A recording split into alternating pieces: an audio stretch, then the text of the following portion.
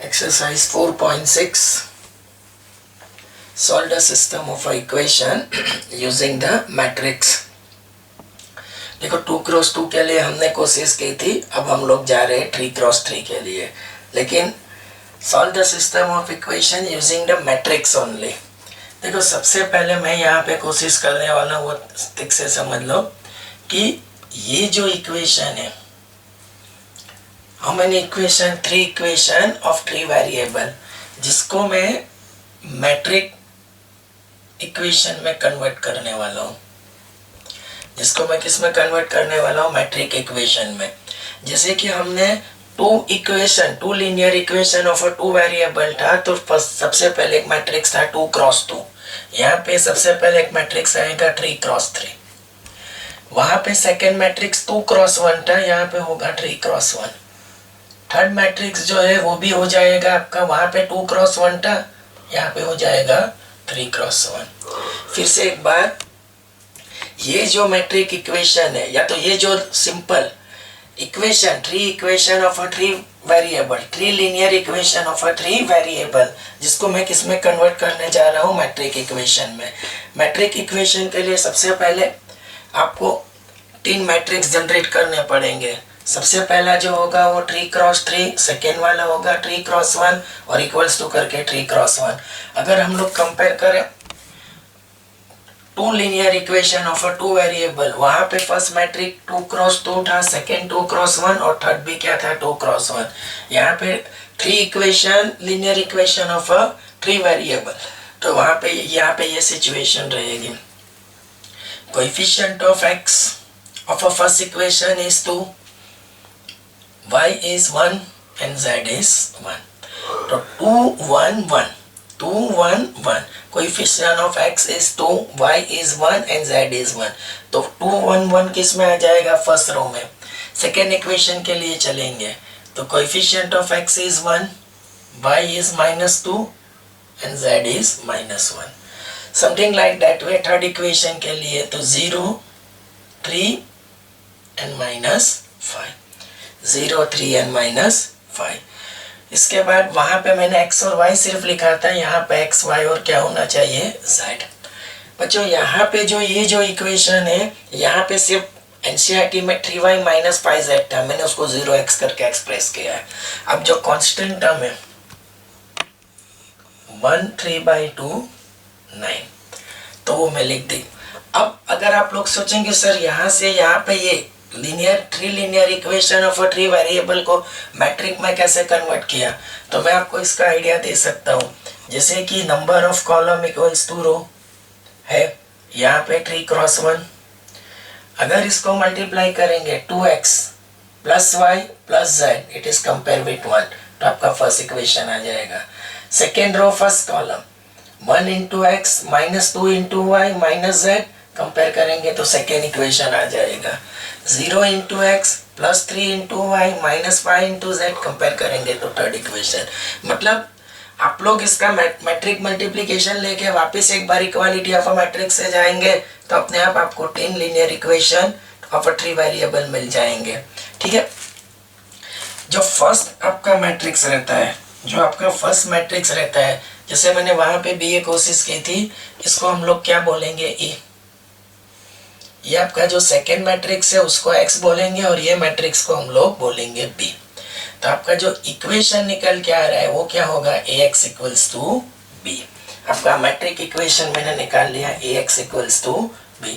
अब बच्चों मैं इसी चीज को आगे ले जाने के लिए मैं यहाँ पे वापिस आ रहा हूँ, जरा ठीक से देखना बच्चों, जरूरी है इसके लिए।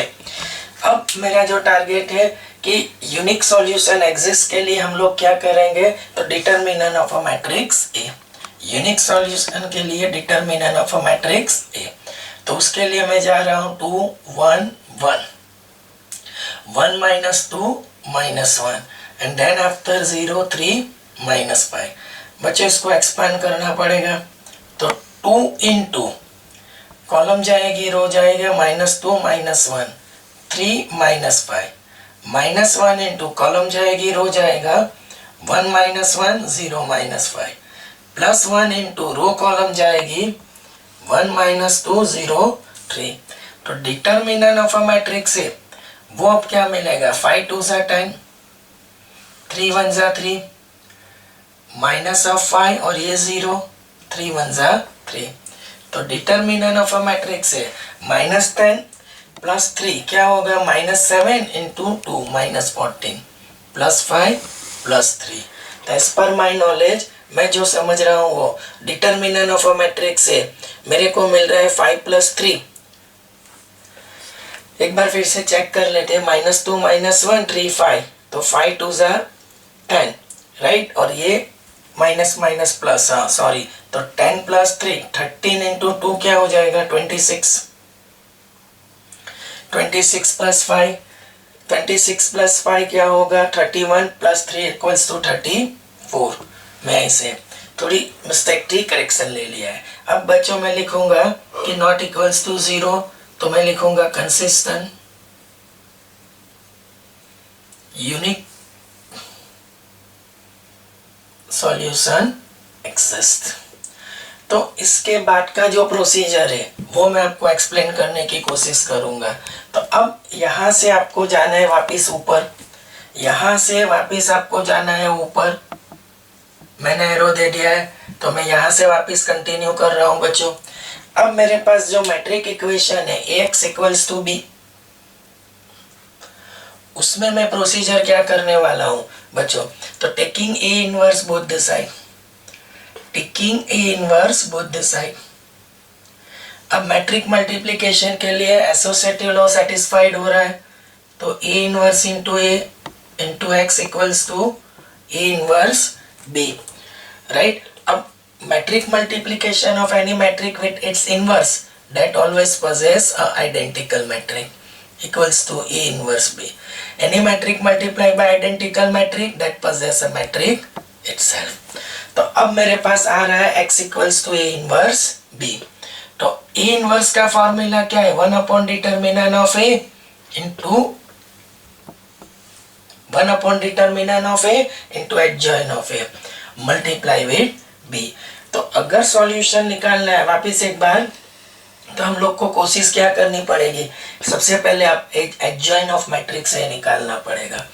अब एडजॉइन ऑफ मैट्रिक्स के लिए बच्चों मेरी बात सुनो, अब मैं जा रहा हूं वापस ऊपर, तो एडजॉइन ऑफ मैट्रिक्स के लिए, एडजॉइन ऑफ मैट्रिक्स के लिए मेरे पास मैट्रिक्स ये है,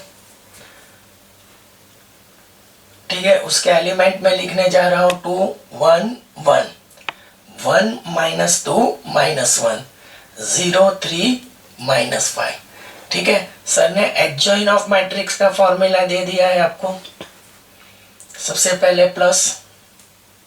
अब बच्चों आपको पता है, इसके लिए थोड़ा सर स्किप करेंगे, कॉलम और रो जाएगी, -2 -1 3 माइनस 5, फिर माइनस, कॉलम और रो जाएगी 1 -1 0 -5, फिर और थोड़ा आगे प्लस 1 वाली रो और कॉलम जाएगी, तो 1 -2 0 3, फिर आएगा माइनस, सेकेंड रो से जा रहे तो 1 वाली रो और कॉलम गई, तो 1 1 3 -5, फिर -2 के लिए प्लस, -2 वाली रो और कॉलम जाएगी, 2 1 0 -5, फिर -1 वाली रो और कॉलम जाएगी, तो 2 1 0 3। आई होप आप लोग समझ रहे हो, ठीक है। अब आगे बढ़ने के लिए वापस थर्ड रो के लिए हम लोग चलेंगे, तो 0 वाली कॉलम और रो गई, तो 1 1 -2 1, देन -3 वाली रो और कॉलम जाएगी, 2 1 1 -1, फिर प्लस, -5 वाली रो और कॉलम जाएगी, 2 1 1 -2। आई होप आप लोग समझ रहे हो मैं जो लिख रहा हूँ। तो adjoint of A equals to -5 into -2 10, this is 13, ये -5 और आगे का माइनस प्लस, ये हो जाएगा 3, फिर -5 -3 ये हो जाएगा +8, ये होगा -10, ये होगा -6, फिर ये -1 +2 -1, फिर से एक बार +1 होगा, -1 +2 +1, -2 -1 -3 और आगे का माइनस क्या हो जाएगा 3, और ये होगा -5। I hope this is clear.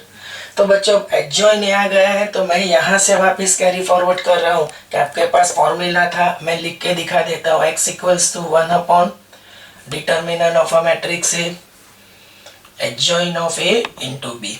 अब x के जो कोऑर्डिनेट है वो लिखेंगे, x y z matrix x के, डिटर्मिनेंट ऑफ अ मैट्रिक्स ए की वैल्यू मेरे पास आई थी 34, वो मैंने निकाली थी।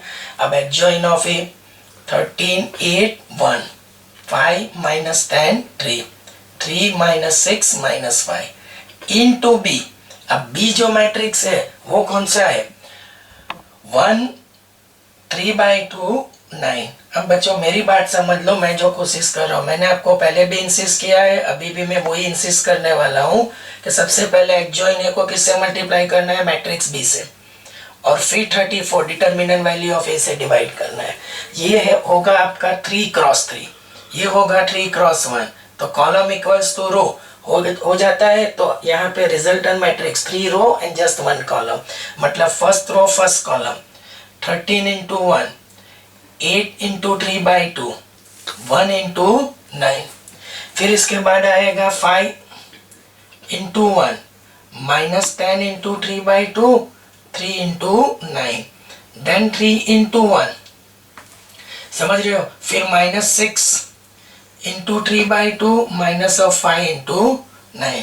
अब बच्चों इसको मैं सिंप्लीफाई करके लिखने की ट्राई करूंगा, तो 1/34, राइट। अब ये जाएगा 4 से, तो और 9 1 जा 9, 9 + 4, ये कि मतलब 9 1 जा 9, 4 + 3 12, 12 + 9, 12 + 9 कितना होगा, 21 + 13, तो 34। सेकेंड वन के लिए ये 5 से कट होगा, सेकेंड वन के लिए ये किससे कट, ये 2 4 समथिंग लाइक दैट, ये किससे कट होगा, 5 से, और ये किससे कट होगा, 3 से। कैलकुलेशन में आपको दिखा देता हूँ, 5 1 जा 5, 5 3 जा 15। अब मेरी बात सुनो, 15 - 5, 15 - 5 कितना होगा, -10, और 9 × 27, ये नंबर शायद थोड़ा ऑकवर्ड आ रहा है, प्लीज एक